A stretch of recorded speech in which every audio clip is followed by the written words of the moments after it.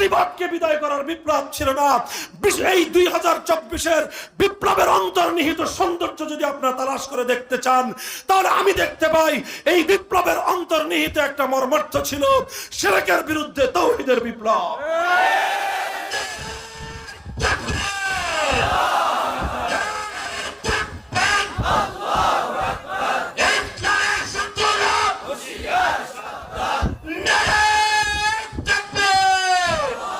আমাদেরকে ভালোবাসেন, তাদেরও কারো কারো প্রশ্ন থাকতে পারে যে উনি এত চিৎকার করে কি জন্য, এত গরম গরম কথা বলার দরকারটা কি?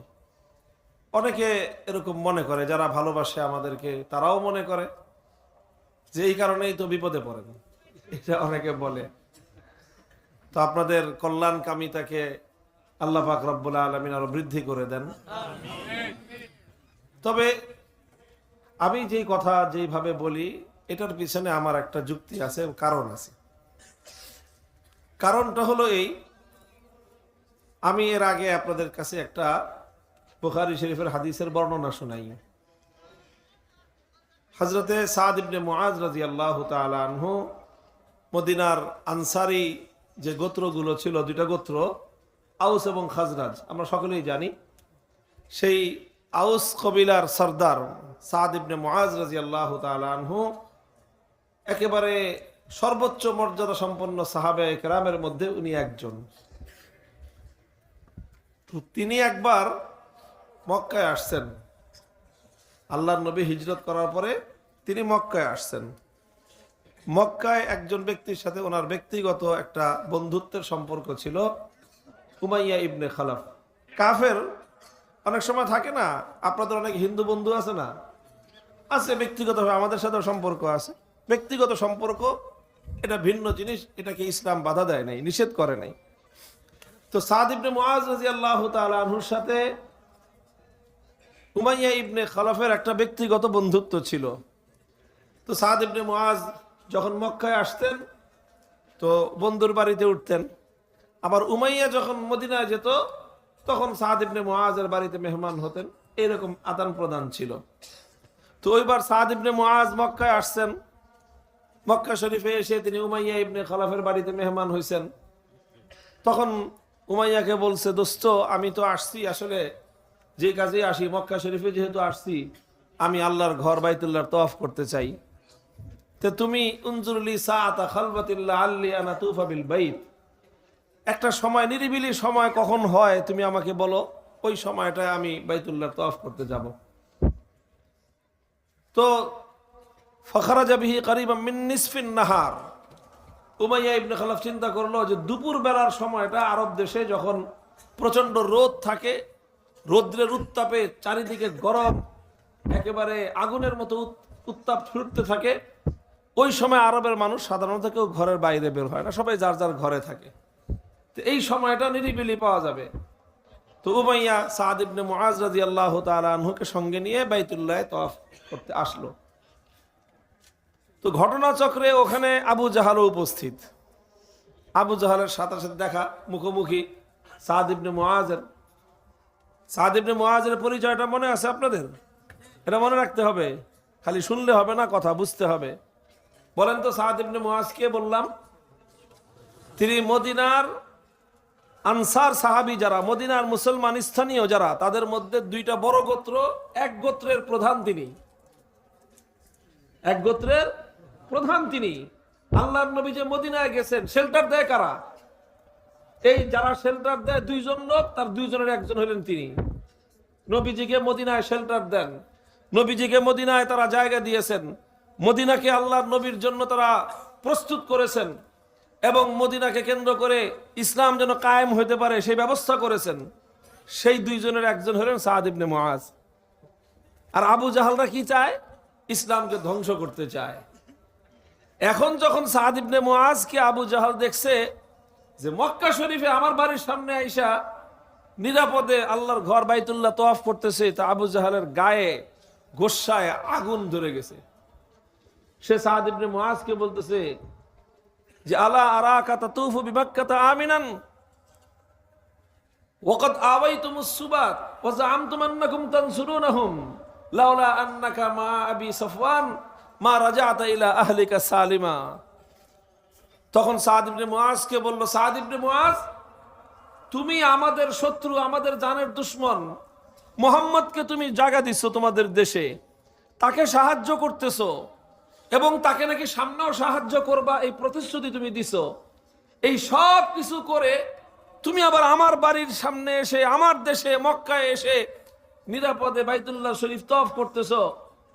তুমি আমাদের মক্কার সম্মানিত লিডার উমাইয়া ইবনে খলফের সাথে আসছো, এই জন্য আজকে কিছু বললাম না, আর না হলে তোমাকে মক্কা থেকে বাড়িতে ফিরতে দিতাম না। বুঝেন না? মাস্তান একজন আরেকজনের সাথে দেখা হইলে কি কয়, কিরে তোর সাথে আমার গন্ডগোল, তুই আমার এলাকায় আইসস, হ্যাঁ, এখান থেকে তুই আর মায়ের কোলে ফিরে যেতে পারবি না, বলে না? ঠিক সেম ওই শব্দটা, ওই কথাটাই, ভাষাটাই আবু জাহাল বলল সাদ ইবনে মুআজকে, যে তুই বাড়িতে ফিরে যেতে পারতি না যদি তুমি উমাইয়া ইবনে খলফের সাথে না থাকতা। উমাইয়ার খাতিরে আজকে তোমাকে কিছু বলতেছি না। তো আবু জাহাল একটু পাওয়ার দেখাইলো, হেডাম দেখাইলো এবং সাদ ইবনে মুআজের উপরে একটা করুণা করলো, তাকে একটু দয়া করলো যে ছেড়ে দিলাম যা, এরকম একটা ভাব দেখাইলো। আল্লাহু আকবার। সাদ ইবনে মুআজ তো আর এই আপনার মিসকিন মানুষ না, উনি তো মিসকিন মানুষ না। তিনি যেই কথাটা বললেন, এরপরে তিনি বললেন, লাউ মানাতানি হাযা লা আমনা আন্নাকা মা হুয়া আশাদ্দু আলাইকা তারিকাকা আলা আহলিল মাদিনাতি। হযরত সাদ ইবনে মুআজ কথা বললেন, কথা বলার শুরুতেই গলার ভলিউম অনেক বাড়ায় দিলেন। বুখারী শরীফের হাদিস, ওয়া রাফা সাওতাহু, যতটুক জোরে বললে চলে তার চেয়ে আরো 10 গুণ জোরে সাদ ইবনে মুআজ বললেন, আবু জাহাল, আজকে আমি তোমার বাড়িতে আসছি, এই জন্য তুমি আমাকে থ্রেট দাও, করতে পারবা, মক্কায় তোমার জোর আছে, তুমি আমাকে মক্কায় বাধা দিতে পারবা, সেই শক্তি তোমার আছে। কিন্তু মনে রাখো, তুমি যদি আমাকে মক্কায় বাধা দাও, তাহলে আমার কাছে এমন পাওয়ার আছে যে বেটা তোর 14 গোষ্ঠীর খাওয়ানোর রাস্তা আমি বন্ধ করে দেব। তোর আমার বাড়ির পাশে দিয়ে যাওয়া লাগবে না তোমাদের, মদিনার পাশ দিয়ে যদি তোমরা ইয়ামানে না যাও, শামে না যাও, মদিনার পাশ দিয়ে তোমরা শাম দেশে না গেলে তোমাদের ব্যবসা হবে না, আর ব্যবসা না হলে মক্কার মানুষ না খেয়ে মরতে হবে। এই কথাটা এত জোরে বললেন সাদ ইবনে মুআজ যে আবু জাহাল যতটুক জোরে তাকে থ্রেট দিয়েছিল, সাদ ইবনে মুআজ রাদিয়াল্লাহু তাআলা আনহু তার চেয়ে দ্বিগুণ আওয়াজে বাইতুল্লাহর সামনে দাঁড়িয়ে আবু জাহালকে এত জোরে ধমক দিয়েছেন, খবরদার মুখ সামলায় কথা বলবি, আর কোনদিন যদি আমাদেরকে হুমকি দিয়ে কথা বলার চেষ্টা করো, মনে রাখো মদিনার পাশ দিয়ে মক্কাওয়ালাদের যাওয়ার রাস্তা আমি বন্ধ করে দেব। তখন সাথে থাকা বন্ধু উমাইয়া ইবনে খলফ বলে যে, দোস্ত আস্তে বলো, লোকটা নেতা, সে লা তারফা সাওতাকা আলা আহলিল ওয়াদি সাইয়্যিদ আলা আবিল হিকাম সাইয়্যিদ আহলিল ওয়াদি। বললো যে আবু জাহাল সে কিন্তু মক্কার শীর্ষ নেতা, সবচেয়ে বড় নেতা, এর চেয়ে বড় কোন নেতা আমাদের এলাকায় নাই, কাজে এত বড় নেতার সাথে তুমি কথা বলতেছো, একটু গলার স্বরটা নামায়া কও। সাদ ইবনে মুআজ গলার স্বর নামান নাই, আরো জোরে কয় যে বেটা তুমি উমাইয়া ইবনে খলফ আমার দোস্ত হতে পারো, কিন্তু আবু জাহালের চামচামি যদি করো তাহলে তোমার সঙ্গে আমার সম্পর্ক থাকবে না। ভাই, সব জায়গায় আস্তে কথা বলা নবীর সুন্নত নয়। অনেক জায়গায় বিনয়ের সঙ্গে কথা বলা নবীর সুন্নত। বিনয়ের সঙ্গে যেখানে নবীর সুন্নত, নবীর বিনয়ের সঙ্গে কথা বলা যেখানে নবীর সুন্নত, সেখানে বিনয়ের সঙ্গে কথা বলবেন। আর যখন ইসলামের দুশমনেরা, এই নেতা খেতারা যখন উলামায়ে কেরামের সামনে ধমকের সুরে কথা বলতে চায়, তখন তাদের কণ্ঠকে স্তব্ধ করে দেওয়ার জন্য চিৎকার করে তাদের আওয়াজের উপর দ্বিগুণ ভলিউমে কথা বলাই সাহাবায়ে কেরামের সুন্নাত। এটাই নবীর সুন্নাত, এটাই ইসলামের আদর্শ।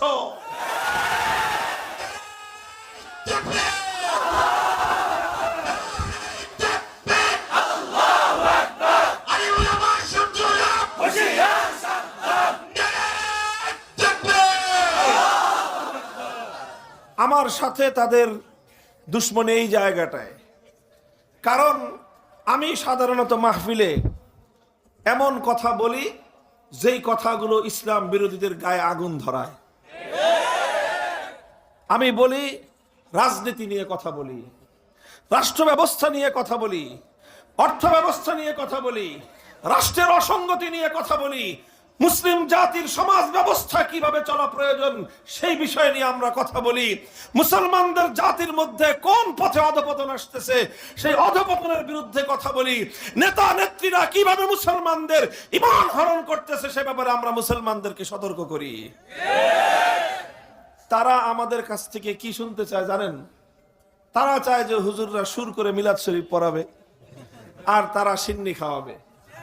তারা চায় হুজুররা সুর করে দোয়া করবে, তাদের বাপ দাদা 14 গোষ্ঠী যা আছে সব জান্নাতে পাঠাবে, তারা হুজুরদেরকে হাদিয়া দিবে। অর্থাৎ তারা নেতাগিরি করবে আর ওলামায়ে কেরাম হুজুররা তাদের সামনে মিনমিন করবে। এটা হলো তারা চায়। এই জায়গাটাতেই হলো আমাদের বিরোধ ছিল, আর সবচেয়ে বেশি বিরোধ এই জায়গাটায় আওয়ামী লীগের সাথে। আওয়ামী লীগের দোষ কি? যদি আবার আওয়ামী লীগ কোনোদিন বাংলাদেশের রাজনীতিতে ফিরে আসতে পারে, আমরা তাদেরকে বলবো এই ভুলটা, এই অন্যায়টা সংশোধন করে আসবার চেষ্টা করবেন। সেটা হলো এই, তারা আলেম ওলামাদেরকে মসজিদের মিম্বারে দেখতে পছন্দ করে, মসজিদের মেহরাবে আলেম ওলামারা থাকুক এটাতেও তাদের আপত্তি নাই, হুজুররা মিলাদ পড়ুক খতম পড়ুক এতে তাদের আপত্তি নাই, হুজুররা গিয়ে আপনার কবরস্থানে বাপদাদার রুহের মাগফিরাতের কামনা করে দোয়া করুক এতে তাদের আপত্তি নাই। তাদের আপত্তি হলো ওলামায়ে কেরাম যখন কুফরি মতবাদ ধর্ম নিরপেক্ষতা নিয়ে কথা বলে তখন তাদের সারা গায়ের মধ্যে আগুন জ্বলতে শুরু করে। অন্যরা বলুক হুজুররা কেন বলবে, হুজুরদেরকে এত সাহস দিল কে? এই হলো তাদের মনোভাব। এই একটা জিনিস, তারা ওলামায়ে কেরামের নেতৃত্বকে বরদাস্ত করতে পারে না। আলেম ওলামাদেরকে সহ্য করে, আলেমদেরকে মহব্বত করে, হাদিয়া দেয়, কিন্তু আলেমদের নেতৃত্বকে তারা সহ্য করতে পারে না। এটা হলো আওয়ামী লীগের সবচেয়ে বড় সমস্যা। আগামী দিনে রাজনীতিতে আসতে হলে, আবার তোমাদেরকে দেশে পুনর্বাসিত হতে হলে আলেম সম্পর্কে, ইসলাম সম্পর্কে, ইসলামী রাষ্ট্র ব্যবস্থা সম্পর্কে তোমাদের এই মূল ভুলটাকে তোমরা শুধরে আসবা। মনে রাখো, এখন বাংলাদেশের মানুষ অনেক সজাগ। শুধু আমাদের আলেম ওলামা এবং আমাদের মাদ্রাসার ছাত্ররা মনে করছো? আলহামদুলিল্লাহ, আমাদের মাদ্রাসার ছাত্ররাও এখন রংবাজি কেমনে করতে হয় শিখে গেছে। সাধারণ রংবাজি না, এই সাদ ইবনে মুআজের মতো আবু জাহালদের সঙ্গে কিভাবে চোখের উপর চোখ রেখে কথা বলতে হয় সেটা আমরা জানি। আবু জাহালদের সঙ্গে কিভাবে চোখের উপর চোখ রেখে কথা বলতে হয়, তাদের কথার জবাব পাল্টা জবাব কিভাবে দিতে হয় সেটাও আমাদের মাদ্রাসার শিক্ষার্থীদের শিখে ফেলেছে। তাদেরকে ভালোবাসবা, ভালোবাসা পাবা। আমি বলি আমাদের মাদ্রাসার ছাত্রদেরকে দয়া করে কেউ করুণার দৃষ্টিতে দেখবেন না, ভালোবাসার দৃষ্টি নিয়ে তাকাবেন, মোহাব্বতের দৃষ্টি নিয়ে তাকাবেন, আমাদের কাছ থেকে মোহাব্বত আর ভালোবাসা পাবেন। আর যদি মনে করেন যে মাদ্রাসায় যারা পড়ে তারা সব আপনার করুণার পাত্র, তাহলে আপনার ওই করুণার উপর আমরা পেশাব করতে রাজি না। আপনি ভালোবাসবেন, ভালোবাসা পাবেন, মোহাব্বত করবেন, ভালোবাসা পাবেন। হাত বাড়ায় দিবেন, হাত আমরা বাড়ায় দিব। হ্যান্ডশেক করতে চাইবেন, আমি হ্যান্ডশেক করব। মুআনাকা করতে চাইবেন, আমি গলা মেলাবো। কিন্তু আমার দিকে যদি আপনি চোখ তুলে তাকায় কথা বলবার চেষ্টা করেন, সে চোখ আমরা উপরে ফেলবার চেষ্টা করব। কথাটা হলো এই জায়গায়, এই জায়গায় আওয়ামী লীগের কথা বললাম। এই জন্য অনেকে মনে করতে পারেন যে বর্তমানে তো আওয়ামী লীগ গাতায় পড়ছে এই জন্য বলতেছেন না, আমরা কল্যাণকামিতার দৃষ্টিতে বলতেছি। সেই সঙ্গে যেহেতু আরেকটা বড় শক্তি আছে, বিএনপির লোকজনদেরকেও বলে দেই, এই বিএনপির লোকজনও মাঝে মাঝে আওয়ামী লীগের থেকে এই চরিত্রটা রপ্ত করেন। মনে রাখেন, থাকেন, রাজনীতি করবেন, করেন, দেশে আপনারা থাকবেন, আমরাও থাকবো, ভ্রাতৃত্বের সম্পর্ক নিয়ে থাকবেন, প্রভুত্ব ফলাইতে আসবেন না আমাদের উপর। মাদ্রাসা, মসজিদগুলো, ওয়াজ মাহফিলগুলোতে বিএনপি এবং আওয়ামী লীগের যারা রাজনীতিবিদ আছেন, এতদিন পর্যন্ত আপনারা ধর্মীয় প্রতিষ্ঠানগুলোতে যে সর্দারি মারাইছেন, আস্তে আস্তে ওই দিন ভুলে যেতে শুরু করেন। আগামী দিনে মসজিদ, মাদ্রাসা, ওয়াজ মাহফিলে আসবেন শুধু অতিথি হিসেবে, যদি 5 মিনিট বক্তব্য দিতে দেয় শুকরিয়া আদায় করে 5 মিনিট বক্তৃতা দিয়ে চলে যাবেন। এখানে মাহফিলে আলেম ওলামারা কি বলবে না বলবে, আলেমরা কোন কথা বলবে কোন কথা বলবে না, সেটা সংশোধন করার জন্য আমাদের মুরব্বীরা আছেন। আপনারা কি মনে করেন আমি ভুল বললে, আমি অন্যায় কথা বললে আমার ভুল ধরার মতো আমার ওস্তাদরা বাংলাদেশে নাই? বহু ওস্তাদ আছে, আমাকে এখনো 14 বছর পড়াইতে পারবেন। আমরা কোনো ভুল কথা বললে ওনারা আমাদেরকে ছেড়ে দেন না, আমাদেরকে ডাক দিয়ে নিয়ে সংশোধন করে দেন। মাহফিলে আমরা কোনো ভুল কথা বললে ওলামায়ে কেরাম সংশোধন করবেন। কোনো কথা যদি আমাদের অসঙ্গতিপূর্ণ হয় আলেমরা সংশোধন করে দিবেন। নেতারা যারা আছেন রাজনীতি করেন, আপনারা যদি একান্ত আমন্ত্রণ পেয়ে আসেন মাহফিলে, ভদ্রভাবে আসবেন, বিনয়ের সাথে কথা বলবেন, যতক্ষণ থাকার সুযোগ দেয় নিজের জন্য সৌভাগ্য মনে করবেন। আর যদি মঞ্চে না উঠায় নিচে বসার ব্যবস্থা করে সেটাতেও সন্তুষ্ট থাকবেন। নেতৃত্ব ফলানোর চেষ্টা আপনারা বাদ দিয়ে দেন। পরিবর্তন আসতেছে আলহামদুলিল্লাহ। আমি বলতেছিলাম মনে রাখেন, এখন আমাদের কথা শুধু মাদ্রাসার ছাত্ররা শুনে না, আমাদের ফলোয়ার ওলামায়ে কেরামের অনুসারী স্কুল কলেজ ইউনিভার্সিটিতে পর্যাপ্ত পরিমাণ তৈরি হয়ে গেছে। এই যে বিপ্লব হলো, এই বিপ্লবে আগস্ট বিপ্লবে স্কুল কলেজ ইউনিভার্সিটি মাদ্রাসার ছাত্ররা সকল ভেদাভেদ ভুলে গিয়ে হাতে হাত রেখে টেকনাফ থেকে তেতুলিয়া পর্যন্ত তারা দেখিয়ে দিয়েছে বাংলার মাটিতে কোন তাগুতের ঠাঁই হয় না, বাংলার মাটিতে ইসলাম বিদ্বেষী সংস্কৃতির ঠাঁই হয় না, মূর্তি সংস্কৃতি ভাস্কর্য সংস্কৃতি বাংলার মাটি গ্রহণ করে না। এগুলো সিমটম, এগুলো আলামত। আলহামদুলিল্লাহ মাদ্রাসার ছাত্রদের মতো ইউনিভার্সিটির ছাত্ররাও এখন তাওহীদ সচেতন, তারা ঈমানের ব্যাপারে অনেক সচেতন, অনেক কিছু তারা শিখছে। আলেম ওলামাদের লেকচার তারা শুনে, আলেমদের বক্তব্য তারা গবেষণা করে, তারা বুঝতে পারতেছে যে মানব রচিত এই সকল তন্ত্র মন্ত্রের ফাঁকা বুলি দিয়ে মানবতার মুক্তি সম্ভব নয়। চূড়ান্ত বৈষম্য বিরোধী একটি বৈষম্যমূলক বৈষম্য মুক্ত একটি শান্তিপূর্ণ ইনসাফপূর্ণ সমাজ যদি গড়তে হয়, আল কোরআনের সমাজ ছাড়া ভিন্ন কোনো রাস্তা নাই। এটা হলো একটা প্রসঙ্গ কথা আমি বললাম, লম্বা হয়ে গেল কথাটা, মাফ করবেন। কিন্তু কথার মূল মেসেজটা হলো এই যে আমরা কিছু কথা বলি যেই কথাগুলোর সাথে সম্পর্ক হলো সমাজ ব্যবস্থার, কিছু কথা আমরা বলি যেই কথাগুলোর সম্পর্ক হলো রাষ্ট্র এবং রাজনীতির সাথে সম্পৃক্ত। অনেকে এসে আবার বলে যে হুজুর আপনি কোরআন হাদিসের ওয়াজ করেন, রাজনীতির কথা বলেন কেন? খুব ভালো করে মনে রাখবেন, Islam is the complete code of life, পূর্ণাঙ্গ জীবন ব্যবস্থা। ইসলাম ইসলামের সকল বিষয়ে কথা বলবে। ওলামায়ে কেরামের দায়িত্ব ইসলামের প্রতিটি সেক্টর নিয়ে কথা বলা। একজন ব্যক্তির ব্যক্তি জীবন নিয়ে যেমন আলেমরা কথা বলবে, একজন মানুষের পরিবারের জীবন নিয়ে যেমন ওলামায়ে কেরাম কথা বলবে, ব্যবসায়িক লাইফ নিয়ে, অর্থনৈতিক জীবন নিয়ে যেমন কথাবার্তা বলবে, সাংস্কৃতিক জীবন নিয়ে যেমন আমরা কথাবার্তা বলবো, ঠিক তদ্রূপ সমাজ কিভাবে চলবে, রাষ্ট্র কিভাবে চলবে, আইন আদালত কিভাবে চলবে, সে বিষয়ে আমাদের বক্তব্য সুস্পষ্ট ভাষায় জাতির সামনে তুলে ধরা আল্লাহর পক্ষ থেকে প্রদত্ত আমাদের ঐতিহাসিক জিম্মাদারি। আমরা আপনাদের কথায় আমাদের আল্লাহর পক্ষ থেকে প্রদত্ত সে দায়িত্ব কোনোদিন আমরা ভুলে থাকতে পারি না। এটা হলো আমাদের অক্ষমতার জায়গা। আমাদের অক্ষমতার জায়গা হলো এই, আপনার পছন্দ না হলে কি হবে? আমাকে তো আল্লাহ বলে দিয়েছেন কোরআনের এই কথাগুলো বলো। কোরআনে পাকের মধ্যে যেরকম পিতামাতার হক রয়েছে, সন্তানের অধিকার সম্পর্কে আলোচনা রয়েছে, নামাজ রোজা হজ যাকাত সহ ইবাদত বন্দেগীর যেরকম কথাবার্তা রয়েছে, ঠিক তদ্রূপ আল্লাহর কোরআনে পাকের মধ্যে একটি দেশের বিচার ব্যবস্থা কিভাবে চলবে অসংখ্য আয়াতের মধ্যে আল্লাহ পাক বিচারিক আইনগুলো দিয়ে রেখেছেন। সেই আইনগুলোর প্রয়োগের কথা আমাদেরকেই বলতে হবে। আল্লাহ পাক বুঝবার তৌফিক দান করেন। কোরআনে পাকের সূরাতুন নিসার 60 নম্বর আয়াত আমি আপনাদের সম্মুখে তেলাওয়াত করেছিলাম। আমার আল্লাহ পাক রব্বুল আলামিন এই আয়াতের মধ্যে অত্যন্ত গুরুত্বপূর্ণ একটা দিক নির্দেশনা দিয়েছেন, একটি সতর্কবাণী উচ্চারণ করেছেন। আজকের আমার বাংলাদেশের বর্তমান যে জাতীয় প্রেক্ষাপট, সেই প্রেক্ষাপটের সঙ্গে অত্যন্ত সঙ্গতিপূর্ণ বিধায় এই আয়াতটি আমি আজকে আপনাদের সম্মুখে আমার আলোচনার বিষয়বস্তু হিসেবে গ্রহণ করেছি।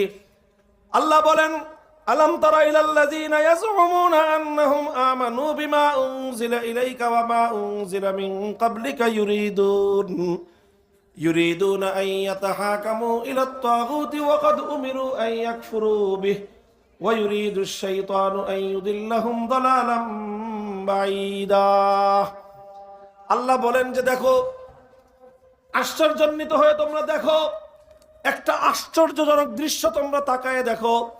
আল্লাযীনা ইয়াজউমুনা আন্নাহুম আমানু, কিছু মানুষ এমন রয়েছে যারা দাবি করে যে আমরা মুমিন, আমরা ঈমানদার, অথচ ঈমানদার নিজেদেরকে পরিচয় দেওয়ার পরেও, ঈমানদার বলে দাবি করার পরেও ইউরিদুনা আন ইয়াতাহাকামু ইলাত তাগুত, তারা তাগুতের কাছে বিচার চায়, তারা তাগুতের কাছে ফয়সালা চায়।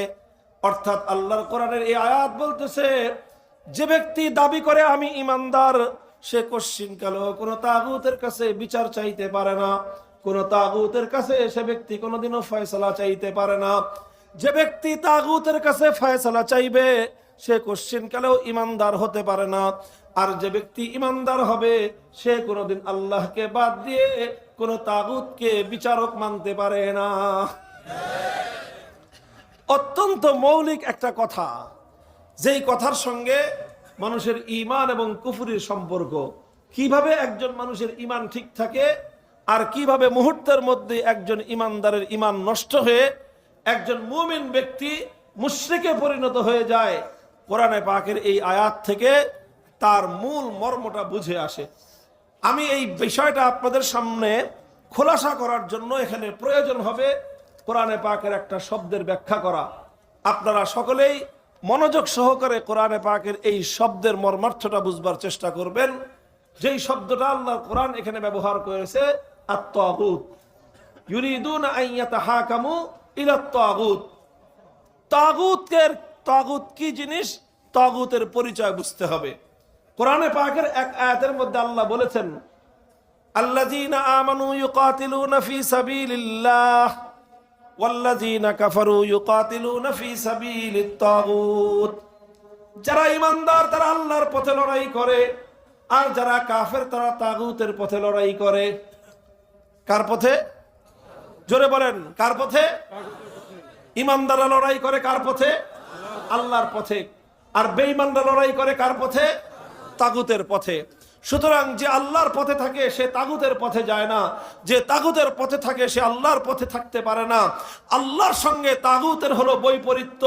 যে ব্যক্তি আল্লাহকে বিশ্বাস করে সে তাগুতকে অস্বীকার করতে হয়, যে তাগুতকে বিশ্বাস করে আল্লাহর উপর তার বিশ্বাস ঠিক থাকতে পারে না। প্রশ্ন হলো তাগুত কি জিনিস, তাগুত কাকে বলা হয়? খুব সংক্ষেপে তাগুতের পরিচয়টা বুঝেন, একটু ডিপ কথা এবং গুরুত্বপূর্ণ একটা কথা। তাগুতের পরিচয়, যেহেতু কোরআনে পাকের অনেকগুলো আয়াতের মধ্যে এই তাগুত শব্দটা এসেছে, এই জন্য যারা কোরআনের গবেষণা করেন, যারা কোরআনের তাফসীর করেন, যারা কোরআনের তাফসীর লিখেছেন কাদিমান ওয়া হাদিসান, সেই সাহাবীদের যুগ থেকে নিয়ে আজ পর্যন্ত প্রত্যেকেই তাগুত সম্পর্কে একটা ডেফিনিশন দিয়েছেন, তার সংজ্ঞা এবং পরিচয় তুলে ধরেছেন। সকল বক্তব্যগুলো যদি একত্রিত করি তাহলে তাগুতের যেই পরিচয় আমরা পাই, আমি আমার ভাষায় সহজে আপনাদের সামনে যদি বলতে চাই তাহলে তাগুত বলা যায়, তাগুত হলো এমন ব্যক্তি বা বস্তু, এমন গায়রুল্লাহ, যেই গায়রুল্লাহকে আল্লাহর আসনে বসানো হয়। কার আসন বসানো হয়েছে? কাকে? গায়রুল্লাহকে। গায়রুল্লাহ মানে আল্লাহ ছাড়া ভিন্ন। অর্থাৎ যেই বৈশিষ্ট্য আল্লাহর সঙ্গে নির্ধারিত, যে বৈশিষ্ট্য আল্লাহর জন্য নির্ধারিত, সেই বৈশিষ্ট্যকে যদি কোনো ব্যক্তি আল্লাহ ছাড়া অন্য কারো জন্য সাব্যস্ত করে, তাহলে যার জন্য সেই বৈশিষ্ট্য সাব্যস্ত করা হলো তাকেই বলা হবে তাগুত।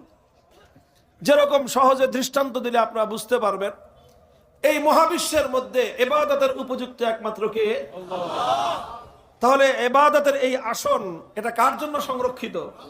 আল্লাহর জন্য সংরক্ষিত। মাহবুদ হওয়া, ইবাদতের হকদার হওয়া, এটা আল্লাহর জন্য সংরক্ষিত আসন। এখন কেউ যদি ইবাদত আল্লাহকে ছাড়া অন্য কারো জন্য করে, তাহলে যার জন্য ইবাদত করা হবে, যে মানুষের কাছ থেকে ইবাদত নিবে, তাকেই বলা হবে তাগুত। যেরকম সে যুগে মানুষেরা আল্লাহকে বাদ দিয়ে লাত, মানাত, উজ্জা, হুবল এই সকল দেবদেবতার পূজা করত, তখন আল্লাহর জন্য যে ইবাদত নির্ধারিত ছিল সেই ইবাদত আল্লাহর জন্য না করে এই সকল দেবদেবতার জন্য করা হলো। তো এই সকল দেবদেবতাগুলোকে তার অনুসারীরা আল্লাহর আসনে বসিয়েছিল, এই জন্য সেই যুগে এই সকল দেবদেবতাগুলোই ছিল তাগুত। আজকের বর্তমান যুগে আল্লাহর ইবাদত বাদ দিয়ে কিছু মানুষ দুর্গার পূজা করে, আল্লাহর ইবাদত বাদ দিয়ে কিছু মানুষ সরস্বতী আর কালীর পূজা করে। কথা বলেন। তাহলে ইবাদতের একমাত্র মালিক কে? তো যে ইবাদত একমাত্র আল্লাহর জন্য হওয়া উচিত ছিল, দায়িত্ব ছিল, সেই ইবাদত আল্লাহকে বাদ দিয়ে যখনই দুর্গার জন্য, কালীর জন্য, সরস্বতীর জন্য, বিভিন্ন দেবদেবীর জন্য করা হলো, তো এই দেবদেবীগুলোকে বলা হবে তাগুত। কারণ এই দেবদেবীগুলোকে আল্লাহর জায়গায় তারা বসিয়েছে, এই জন্য। কথাটা পরিষ্কার হলো? এটা হলো ইবাদত। ইবাদতের ক্ষেত্রে আলহামদুলিল্লাহ মুসলমানরা এই ব্যাপারে অত্যন্ত সতর্ক আছে যে আল্লাহকে ছাড়া তারা অন্য কারো ইবাদত করে না। মুসলমানরা কোনো গায়রুল্লাহর পূজা করে না, ইমানদাররা কোনোদিন দুর্গার পূজা করে না, ইমানদাররা কোনোদিন সরস্বতীর পূজা করে না, ইমানদাররা কোনোদিন আগুনের পূজা করে না, ইমানদাররা কোনোদিন সূর্যের পূজা করে না। এই সমস্ত করে না, কারণ মুসলমানরা জানে ইবাদতের একমাত্র উপযুক্ত কে? মুহতারাম হাজিরিন, ইবাদত যেরকম আল্লাহর একক বৈশিষ্ট্য, ইবাদতের মধ্যে যেরকম আল্লাহকে এক এবং অদ্বিতীয় বিশ্বাস করতে হয়, এটাকেই বলা হয় তাওহীদ ফিল ইবাদাহ, আল্লাহর একত্ববাদ। ইবাদতের মধ্যে যেরকম আল্লাহর একত্ববাদকে বিশ্বাস না করলে একজন মানুষ ইমানদার আর মুসলমান হতে পারে না, ঠিক তদ্রূপ আল্লাহ পাক রব্বুল আলামিনের আরেকটা বৈশিষ্ট্য আছে। আমার আল্লাহর সেই বৈশিষ্ট্যটার নাম হলো তাওহীদ ফিল হাকিমিয়াহ। তাওহীদ ফিল হাকিমিয়ার অর্থ হলো আসমান আর জমিনের মধ্যে সমগ্র বিশ্ববাসীর জন্য, সমস্ত মখলুকাতের জন্য চূড়ান্ত ভাবে বিধান দেওয়ার একমাত্র মালিক কে? এত আস্তে বললেন কথাটা।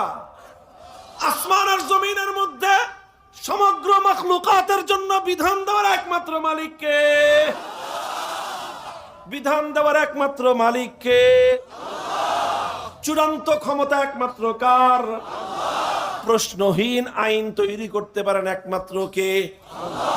এমন আইন যার আইনকে অন্য কেউ চ্যালেঞ্জ করতে পারে না, এইরকম আইন তৈরি করবার একচ্ছত্র ক্ষমতা এবং অধিকার একমাত্র কার? তাহলে আসমান আর জমিনের মধ্যে চূড়ান্ত ভাবে বিধান দেওয়ার একমাত্র অধিকার হলো আল্লাহর। সুতরাং এই যে আইন তৈরি করা, বিধান তৈরি করার এই যে ক্ষমতা, চূড়ান্ত ক্ষমতা, সর্বোচ্চ ক্ষমতা, এটা হলো একমাত্র আল্লাহর জন্য নির্ধারিত। একটা যেরকম ইবাদতের মধ্যে আল্লাহর একত্ববাদকে বিশ্বাস করতে হয়, ঠিক ওই রকম বিধানের ক্ষেত্রেও আল্লাহর একত্ববাদকে বিশ্বাস করতে হয়। ইবাদতের একত্ববাদকে বলা হয় তাওহীদ ফিল উবুদিয়্যাহ, আর বিধানের ক্ষেত্রে আল্লাহর একত্ববাদকে বলা হয় তাওহীদ ফিল হাকিমিয়্যাহ। আপনি যদি আল্লাহকে বাদ দিয়ে অন্য কোন মাখলুকের ইবাদত করেন, তাহলে এটা ঈমান হবে না শিরক হবে? এটা তাওহীদ হবে না শিরক হবে? আল্লাহকে বাদ দিয়ে কোন গায়রুল্লাহর ইবাদত করলে, আল্লাহর জায়গায় কোন গায়রুল্লাহকে পূজা করলে যেরকম একজন মানুষ ঈমানদার থাকতে পারে না, ঠিক তদ্রূপ আল্লাহর জায়গায় যদি কোন মাখলুক কোন আইন তৈরি করে, আল্লাহর বিধানকে বাতিল করে কোন মানুষ যদি কোন আইন তৈরি করে, আল্লাহর বিধানকে বাদ দিয়ে কোন মানব গোষ্ঠী যদি কোন বিধান তৈরি করে, সেই বিধান যারা মানবে তারাও ঈমানদার হতে পারে না, তারাই হলো তাগুতে বিশ্বাসী। মুহতারাম হাজিরিন, লক্ষ লক্ষ নয় কোটি কোটি মানুষ মুসলমানদের মধ্যে নামধারী মুসলমান, অথচ তারা আল্লাহর আইনের জায়গায় তাগুতের আইনকে বিশ্বাস করে। তারা হয়তো সরস্বতীর পূজা করে না, তারা হয়তো দুর্গার পূজা করে না, কিন্তু দুর্গার পূজা করলে একজন মানুষ যেরকম ঈমানদার থাকতে পারে না, ঠিক সমান সমান আল্লাহর বিধানের জায়গায় গায়রুল্লাহর বিধানকে বিশ্বাস করলেও একজন মানুষ ঈমানদার থাকতে পারে না। দুঃখজনক বিষয় হলো এই জায়গাটায় মুসলমানরা এটা বুঝে দুর্গার পূজা করা যাবে না, কিন্তু মুসলমানরা এটা বুঝে না যে মানুষের বানানো আইন আল্লাহর আইনের বিরুদ্ধে গেলে মানা যাবে না। এই কথাটাই মানুষ জানে না। এই কথাটা না বুঝার কারণে লক্ষ লক্ষ হাজি বেঈমান, ডবল হাজি, ট্রিপল হাজি, চৌপল হাজি, বছর বছর হাজি, একেবারে ভিভিআইপি হাজি, এ প্যাকেজের হাজি, 20 লাখ টাকার হাজি, যত হাজি হোক না কেন, যতক্ষণ পর্যন্ত তুমি একত্ববাদকে বিশ্বাস না করবা, তুমি হাজি আর গাজী হতে পারো, ইমানদার হতে পারো না। মুহতারাম হাজিরিন, বিষয়টা খুব পরিষ্কার, ভালো করে বুঝবেন। আমি তাগুতের পরিচয় দিলাম। তাগুত কাকে বলা হয়? আল্লাহর কোরআন বলেছে যে ক্বাদ তাবায়্যানার রুশদু মিনাল গাই ফামান ইয়াকফুর বিত-তাগুতি ওয়া ইউমিন বিল্লাহ ফাকাদ ইসতামসাকা বিল উরওয়াতিল ওয়াসকা। হেদায়েত এবং গোমরাহি আলাদা আলাদা। আলো এবং অন্ধকার যেরকম একসাথে হতে পারে না, সাদা এবং কালা যেমন একসাথে হতে পারে না, ঈমান এবং কুফরও তেমনি ভাবে একসাথে হতে পারে না। যে ব্যক্তি আল্লাহকে বিশ্বাস করলো সে তাগুতকে মানতে পারে না, আর যে ব্যক্তি তাগুতকে গ্রহণ করলো সে কশ্চিনকালেও আল্লাহর উপর সত্যিকার ইমানদার হতে পারে না। দুর্ভাগ্যজনক মুসলমানদের ইতিহাস দেখেন, কথাটা বুঝেন।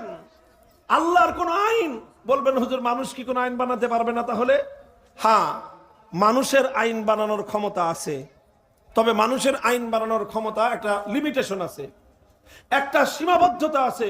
সেই সীমাবদ্ধতা হলো এই: মানুষ যত আইন তৈরি করুক, মানুষের যে কোনো আইন যদি আল্লাহ পাকের যে কোনো আইন বা বিধানের সঙ্গে কন্ট্রাডিক্টেড হয়, সঙ্গে সঙ্গে অটোমেটিক ভাবে মানুষের আইন বাতিল বলে গণ্য হবে। কিন্তু আজকে কি হয়? এখন আমাদের দেশে কি হয়? আমাদের দেশে যেটা হয় সেটা হলো এই: আল্লাহর কোন আইন যদি সংসদের পাশকৃত আইনের সঙ্গে কন্ট্রাডিক্টেড হয়, আল্লাহর আইন বাতিল হয়ে সংসদের আইন কার্যকর হয়, তাহলে যে দেশে সংসদের আইন আল্লাহর বিধানকে অকার্যকর করে রাখতে পারে, সেই সংসদের নামই হলো তাগুত। এটাই হলো পরিষ্কার কথা। আল্লাহর জায়গায় গায়রুল্লাহর ইবাদত করলে সেই গায়রুল্লাহ যেরকম তাগুত হয়, আল্লাহর আইনের জায়গায় যেই গায়রুল্লাহ আইন তৈরি করবে সেই গায়রুল্লাহকে বলা হবে তাগুত। আল্লাহর আইনের জায়গায় কোন রাষ্ট্রপতি যদি আইন তৈরি করে সেই রাষ্ট্রপতিকে বলা হবে তাগুত। আল্লাহর পরিবর্তে কোন প্রধানমন্ত্রী যদি আইন তৈরি করে সেই প্রধানমন্ত্রীকে বলা হবে তাগুত। আল্লাহর আইনের পরিবর্তে কোন মন্ত্রী পরিষদ যদি আইন তৈরি করে সেই মন্ত্রী পরিষদকে বলা হবে তাগুত। আল্লাহর আইনের বিরুদ্ধে কোন আদালত অথবা কোন বিচারপতি যদি আইন তৈরি করে সেই আদালত বিচারপতিকে বলা হবে তাগুত। আল্লাহর আইনের বিরুদ্ধে কোন সংসদ, কোন আইন পরিষদ যদি কোন আইন তৈরি করে সেই গোটা সংসদকেই বলা হবে তাগুত।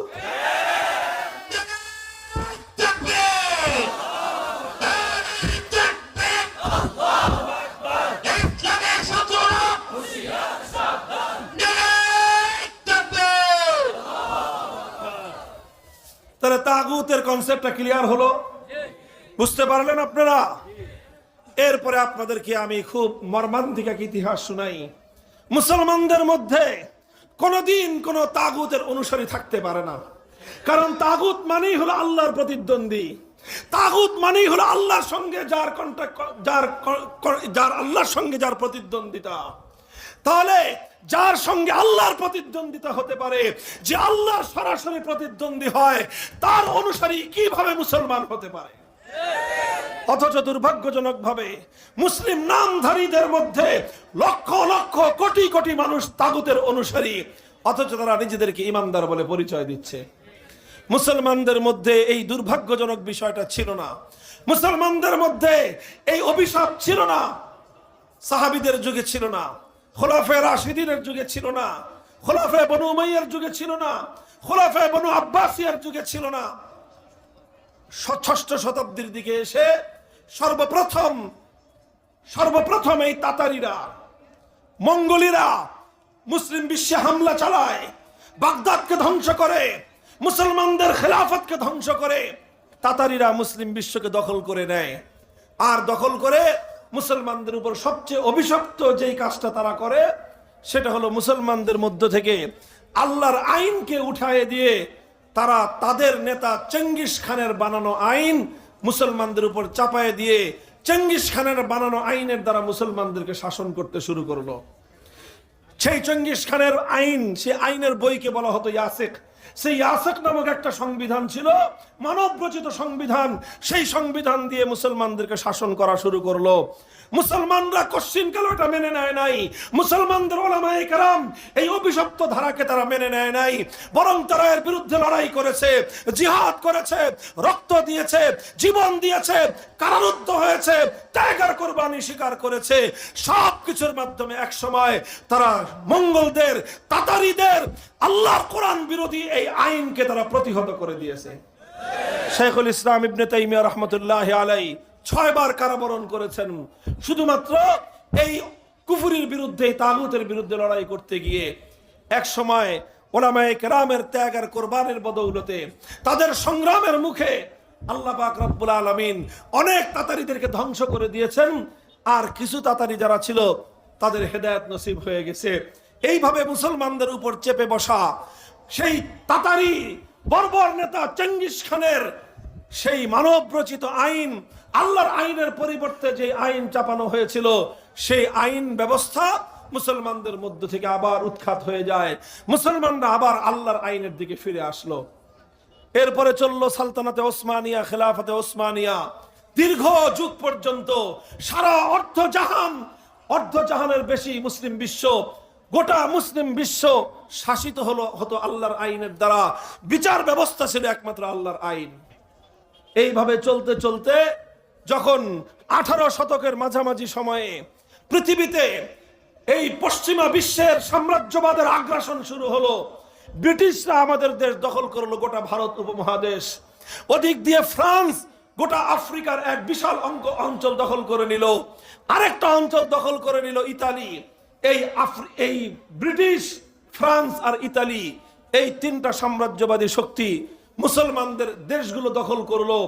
শুধু দেশ দখল করে ওরা ক্ষান্ত হয় নাই, মুসলমানদের উপর সবচেয়ে বেশি অভিশপ্ত যেই বিধানটা তারা চাপিয়ে দিয়েছে, সেটা হলো আল্লাহর সমস্ত আইনকে উৎখাত করে সেই সাম্রাজ্যবাদ ব্রিটিশ প্রবর্তিত আইনের দ্বারা আমাদেরকে তারা শাসন করতে আরম্ভ করলো। যখন মুসলমানদের উপর এই অভিশাপ নেমে আসলো, তখন অন্যরা মুখে কুলুপেটে বসে থাকলেও, রাজনৈতিক নেতা নেত্রীরা চুপ করে গেলেও একটা শ্রেণী চুপ করে বসে থাকতে পারে নাই। সেই শ্রেণীর নাম হলো আলেম সমাজ। শাহ আব্দুল আজিজ মুহাদ্দিস দেহলভী রহমতুল্লাহ আলাইহি, শাহ আব্দুল আজিজ মুহাদ্দিস দেহলভী রহমতুল্লাহ আলাইহি আমাদের ওস্তাদদের ওস্তাদদের ওস্তাদদের ওস্তাদ, আমাদের 6 পুরুষ পরে তিনি আমাদের ওস্তাদ, যাদের কাছ থেকে আমরা আল্লাহর কোরআনের হাদিস, আল্লাহর কোরআন এবং নবীর হাদিস শিখেছি। শাহ আব্দুল আজিজ মুহাদ্দিস দেহলভী রহমতুল্লাহ আলাইহি সর্বপ্রথম ফতোয়া দিলেন, এই ভারতবর্ষে মুসলমান যতই থাকুক না কেন, সংখ্যায় তারা যতই হোক না কেন, সংখ্যা দিয়ে ইসলাম হয় না, ইসলাম হয় আল্লাহর বিধানের দ্বারা। সুতরাং এখন এই ভারতবর্ষে আল্লাহর আইনের জায়গায় যেহেতু ব্রিটিশ প্রবর্তিত আইনের দ্বারা শাসন হচ্ছে, সুতরাং এই ভারতে মুসলমানদের সংখ্যা যতই হোক, এটা এখন আর দারুল ইসলাম নয়, এটা এখন দারুল হারব, শত্রু কবলিত দেশ হয়ে গিয়েছে। সুতরাং এখন প্রত্যেকটা মুসলমানের জন্য ফরজ হলো আবার এই ব্রিটিশ প্রবর্তিত মানব রচিত আইনকে উপড়ে ফেলে আবার আল্লাহর আইন ফিরিয়ে আনার জন্য জিহাদ করা প্রত্যেক মুসলমানের জন্য ফরজ। তিনি এই ফতোয়া জারি করলেন। শুরু হলো স্বাধীনতার সংগ্রাম, শুরু হলো আজাদির লড়াই। লড়তে থাকলেন আলেম সমাজ, এবং এই লড়াইয়ের সৈনিক তৈরি হতে হতে 1757 সালে ব্রিটিশরা আমাদের দেশ দখল করেছিল। 1831 সালে বালাকোটের রণাঙ্গনে সৈয়দ আহমদ শহীদ রহমতুল্লাহ আলাইহির নেতৃত্বে এদেশের বীর মুজাহিদরা, ওলামায়ে কেরাম ইংরেজদের বিরুদ্ধে জিহাদ করলো যে আবার আল্লাহর জমিনে আল্লাহর আইন ফিরিয়ে আনতে হবে। সৈয়দ আহমদ রহমতুল্লাহ আলাইহি শাহাদাত বরণ করলেন, রক্ত দিলেন, জীবন দিলেন। তার সঙ্গী সাথীরা শাহাদাত বরণ করলো। শাহাদাতের রক্ত দিয়ে তারা এদেশের মানুষকে জাগ্রত করার চেষ্টা করলো যে দেখো, মুসলমান কোনোদিন আল্লাহর আইনের জায়গায় কোনো মানুষের আইন মেনে নিতে পারে না। তারা শহীদ হয়ে গেলেন, তাদের আন্দোলন সাময়িকভাবে বন্ধ হয়ে গেল, কিন্তু সেই চেতনার আগুন, যেই চেতনার আলো প্রজ্বলিত হয়েছিল, সে আলো নিভে যায় নাই, সেটা ধিকি ধিকি জ্বলতেছিল। আবার 1857 সালে সিপাহী বিদ্রোহ হলো। মুসলমানরা একটা খেলাফত কায়েম করলেন, হাজী এমদাদুল্লাহ মুহাজিরে মক্কি রহমতুল্লাহ আলাইহি আমিরুল মুমিনিন হয়ে থানা ভবনকে খেলাফতের প্রধান নগর এবং প্রধান রাজধানী ঘোষণা করে একটা খেলাফত ঘোষণা করলেন এবং সেখানে আল্লাহর আইনের দ্বারা তারা শাসন কার্যক্রম শুরু করে দিলেন। আলহামদুলিল্লাহ বলেন।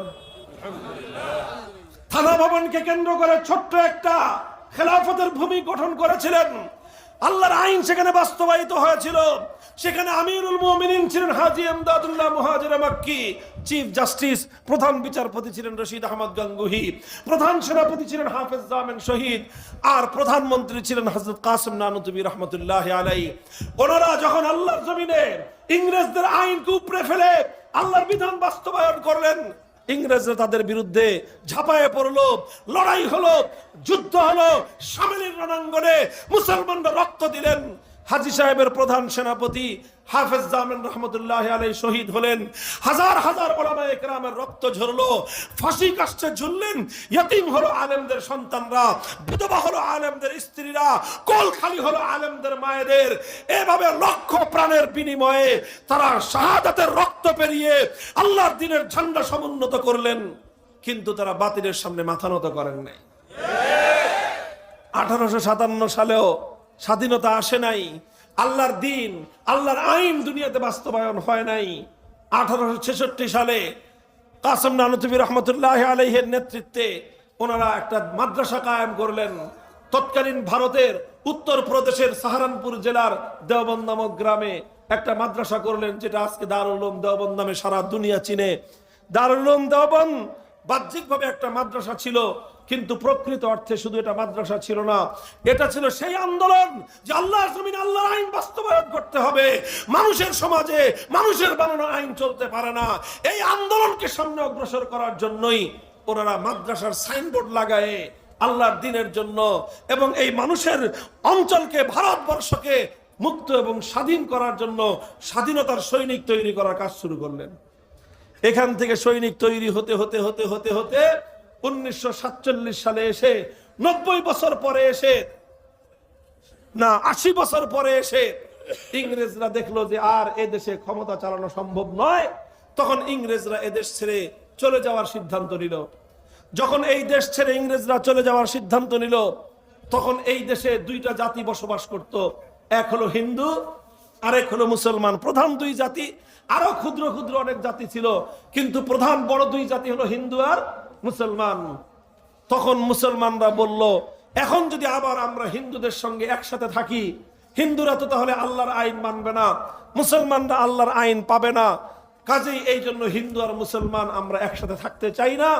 আমরা চাই আমরা দুর্বল থাকতে পারি, আমরা গরিব থাকতে পারি, আমাদের রাষ্ট্র ছোট হতে পারে, কিন্তু মুসলমানদের চিরদিনের আকাঙ্ক্ষা, হৃদয়ের আকাঙ্ক্ষা হলো যতটুকু থাকবে আল্লাহর আইন নিয়ে আমরা থাকবো। তখন গোটা এই ভারতবর্ষের সমস্ত মুসলমান এক সুরে তারা বলতে আরম্ভ করলো, আমরা মুসলমানদের জন্য আলাদা ভূমি চাই, আমরা পাকিস্তান চাই। পাকিস্তান মানে কি? পাকিস্তান মানে এমন একটা রাষ্ট্র হবে যে রাষ্ট্রের সংবিধান হবে আল্লাহর কোরআন, যেই রাষ্ট্রের আইন হবে আল্লাহর বিধান, যে রাষ্ট্রের মধ্যে আল্লাহর বিধান বাস্তবায়িত হবে, কোরআনী শাসন কায়েম হবে, এমন একটা রাষ্ট্র হবে পাকিস্তান। যখন এই দাবি উত্থাপন করা হলো, বিশ্বাস করেন হে বাংলাদেশের মুসলমানেরা, এই কোরআনের রাজ কায়েম করার জন্য, ইসলামী শাসন ব্যবস্থার একটা রাষ্ট্র গঠন করার জন্য পশ্চিম পাকিস্তানের লাহোর বলেন, করাচি বলেন, খাইবার পাখতুনখোয়ার বলেন, বেলুচিস্তান বলেন, সেই সীমান্ত প্রদেশ বলেন, তারা যতটা ত্যাগ আর কোরবানি স্বীকার করেছে, তার চেয়ে 10 গুণ বেশি ত্যাগ আর কোরবানি স্বীকার করেছে এই বাংলাদেশের মুসলমানেরা। আপনারা যারা প্রবীণ রাজনীতির সূত্র জানেন, তারা পড়ে দেখবেন সেই পাকিস্তান আন্দোলনে সর্বোচ্চ ভূমিকা পালন করেছিল এই অঞ্চলের, আমাদের এই বাংলা, অর্থাৎ তখন পূর্ববঙ্গের এই জাতির, এই অঞ্চলের মুসলমানরা সবচেয়ে বেশি কোরবানি স্বীকার করেছে। অথচ আমাদের এই অঞ্চলের মুসলমানরা জানতো আমাদের বাড়ির কাছে কলকাতা, এর আরেকটু দূরে গেলে দিল্লি, ভারতের সাথে আমরা একাকার, চারিদিক দিয়ে ভারত, আমরা যদি ভারতের সাথে থাকি বড় দেশ হবে আমাদের, আমরা যদি ভারতের সাথে থাকি অর্থনৈতিক উন্নতি হবে আমাদের, আমরা যদি ভারতের সাথে থাকি আমরা প্রভাবশালী দেশ নিয়ে থাকতে পারবো। কিন্তু আমাদের পূর্বপুরুষরা, এই বাংলার পূর্বপুরুষরা, মুসলমানরা সিদ্ধান্ত নিল যে না, আমাদের এই পার্শ্ববর্তী কলকাতার প্রয়োজন নাই, আমাদের পার্শ্ববর্তী দিল্লির প্রয়োজন নাই, ভারত নামক এই বিশাল রাষ্ট্রের আমাদের দরকার নাই। আমরা 2000 মাইল দূরের পশ্চিম পাকিস্তানিদের সঙ্গে গাঁটছড়া বেঁধে পাকিস্তান কায়েম করলাম, পাকিস্তানিদেরকে ভালোবেসে নয়, বরং একটা ভালোবাসায় যে আমাদের আইন হবে আল্লাহর কোরআনের আইন। এই জন্য বড় দুঃখজনক ইতিহাস, এগুলো অন্য কেউ করে নাই, আসমান থেকে ফেরেশতারা নেমে আসে করে নাই। খোঁজ নিয়ে দেখেন, আপনার দাদা করেছে, আমার দাদা করেছে, আমাদের পূর্বপুরুষরা এই কাজগুলো করেছে, যে তারা বাড়ির পাশের ভারতকে লাথি মেরে 2000 মাইলের দূরত্বের সেই পশ্চিম পাকিস্তানি খান পাঠানদের সাথে হাতে হাত মিলিয়েছিল যে তোরা খান পাঠান হতে পারিস, আমরা বাঙালি হতে পারি, কিন্তু আমরা সবাই মুসলমান, আয় হাতে হাত রাখি, আল্লাহর জমিনে কোরআনী বিধান দিয়ে শাসনতন্ত্র কায়েম করে একটা ইসলামী হুকুমত বাস্তবায়ন করি। এই হলো রাষ্ট্র। কিন্তু দুর্ভাগ্যজনক ভাবে যখনই পাকিস্তান স্বাধীন হয়ে গেল, আলেমরা বলতে শুরু করলো, মোহাম্মদ আলী খান জিন্না সাহেব, এবার আপনি আমাদেরকে কোরআনের সংবিধান দেন, কোরআনী আইন দেন, ইসলামী রাষ্ট্র দেন। তিনি বলেন যে হুজুর, এখন তো রাষ্ট্রটা মাত্র শিশু রাষ্ট্র, এই রাষ্ট্রে এখন সবকিছু খাওয়ানো যাবে না, এখন ইসলাম কায়েম করতে গেলে সমস্যা। কি সমস্যা? পশ্চিমারা, ইউরোপিয়ানরা আমাদেরকে সাহায্য সহযোগিতা দিবে না, আমরা না খেয়ে মরবো।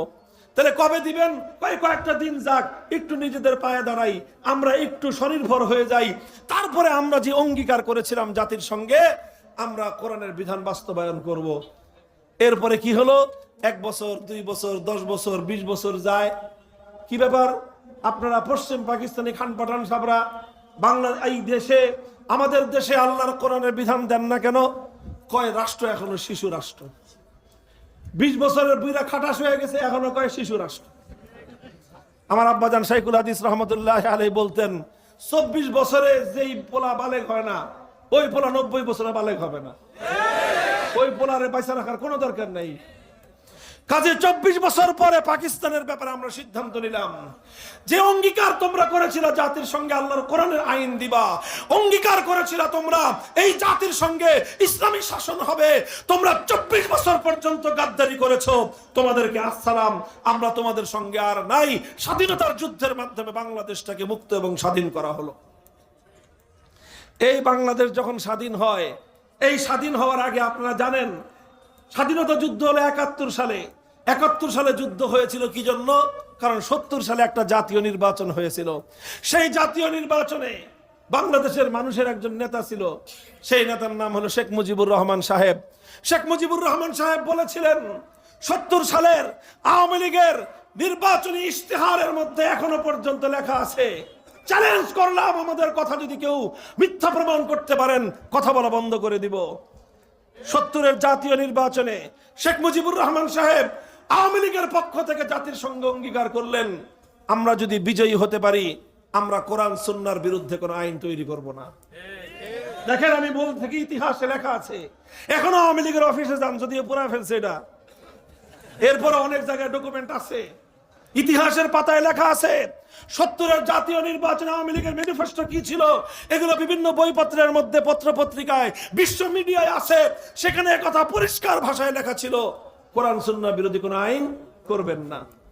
এই যখন অঙ্গীকার করলেন, মানুষ মনে করলো মুসলমানদের বেটা, মুসলমানের বেটা, মুসলমানদের লিডার, যেহেতু বলেছে কোরআন সুন্নাহর বিরুদ্ধে কোনো আইন সে করবে না, কাজে এদেশের মানুষ চোখটা বন্ধ করে সব সিল মারলো নৌকার বাক্সে। নৌকা পাশ করলো।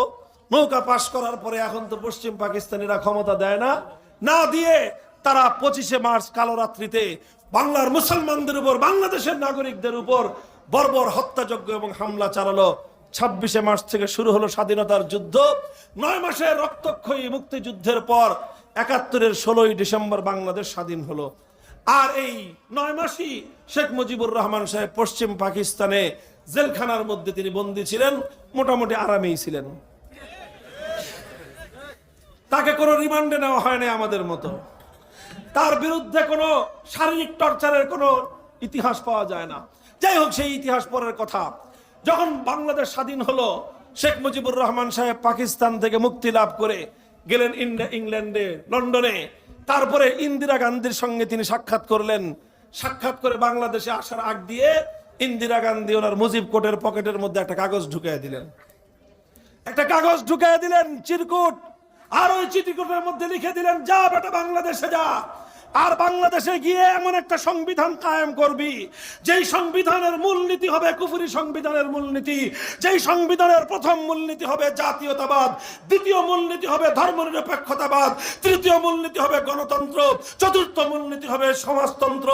এই চার মূলনীতি যেটা ভারতের সংবিধানের মূলনীতি, যেই সংবিধানকে আমরা 47 সালে প্রত্যাখ্যান করেছিলাম, সেই আমাদের প্রত্যাখ্যাত সংবিধানের মূলনীতিগুলোকে ভারতের ইন্দিরা গান্ধী শেখ মুজিবুর রহমান সাহেবের পকেটে ভরে বাংলার মাটিতে পাঠিয়ে দিলেন তিনি। আর শেখ মুজিবুর রহমান সাহেব এসে কি করলেন? তিনি যে নির্বাচনের আগে ঘোষণা করেছিলেন কোরআন সুন্নাহ বিরোধী কোনো আইন করবেন না, তিনি তার সেই অঙ্গীকারের কথা ভুলে গেলেন। সেই অঙ্গীকার আর ওয়াদার কথা ভুলে গিয়ে ওয়াদা ভঙ্গ করলেন, গাদ্দারি করলেন জাতির সঙ্গে, বিশ্বাসঘাতকতা করলেন জাতির সঙ্গে, কোরআন সুন্নাহ বিরোধী ধর্মনিরপেক্ষতা নামক কুফরি মতবাদ দিয়ে বাংলাদেশের 72-এর কুফরি সংবিধান তিনি জাতির উপর চাপিয়ে দিলেন। এই শুরু হলো মুসলমানদের আরেক দুর্দশা। শেখ মুজিবুর রহমান সাহেব সর্বপ্রথম স্বাধীন বাংলাদেশে তার কৃত অঙ্গীকার ভঙ্গ করেছেন। এটাই ছিল তার রাজনীতির সবচেয়ে কালো অধ্যায়। জাতির সঙ্গে তিনি অঙ্গীকার করেছিলেন কোরআন সুন্নাহ বিরোধী আইন করবেন না, অথচ সেই সংবিধানের মধ্যে সব কিছুর জায়গা থাকলেও ইসলামের জায়গা ছিল না। মোহতারাম হাজিরিন, লম্বা কথা বলতে চাই না। 75 সাল পর্যন্ত এভাবে চললো দেশ। এরপরে আবার দেশে অভ্যুত্থান হলো, আবার পাল্টা অভ্যুত্থান হয়ে হয়ে দেশের মধ্যে কিছু কিছু ভালো ভালো পরিবর্তন আসলো।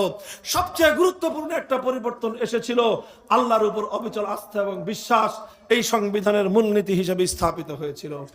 ধর্মনিরপেক্ষতাবাদকে বাংলাদেশের সংবিধান থেকে বিদায় করা হয়েছিল। বিসমিল্লাহির রহমানির রহিম সংবিধানের শুরুতে সংযুক্ত করে বলে দেওয়া হয়েছিল যে আল্লাহর আইনের বিরুদ্ধে কোনো বিধান বাংলাদেশে কার্যকর হতে পারে না। এই সব কিছু হলো, কিন্তু আসলে শুধু কথার কথায় থেকে গেল। এভাবেই চলতে চলতে চলতে চলতে আজ 53টা বছর বাংলাদেশের স্বাধীনতার পর কেটে গেল।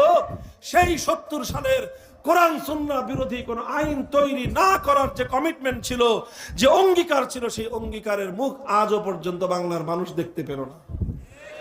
এই অবস্থায় আসলো 2024 সাল। আলহামদুলিল্লাহ, 2024 সালের বিপ্লবটাকে একটু ভালো করে বুঝবার চেষ্টা করবেন। 2024 সালের বিপ্লব শুধুমাত্র গণতন্ত্রের বিপ্লব ছিল না। 2024 সালের বিপ্লব শুধুমাত্র রাজনৈতিক বিপ্লব ছিল না। 2024 সালের বিপ্লব শুধুমাত্র একটা ফ্যাসিবাদকে বিদায় করার বিপ্লব ছিল না। এই 2024-এর বিপ্লবের অন্তর্নিহিত সৌন্দর্য যদি আপনারা তালাশ করে দেখতে চান, তাহলে আমি দেখতে পাই এই বিপ্লবের অন্তর্নিহিত একটা মর্মার্থ ছিল শিরকের বিরুদ্ধে তাওহীদের বিপ্লব।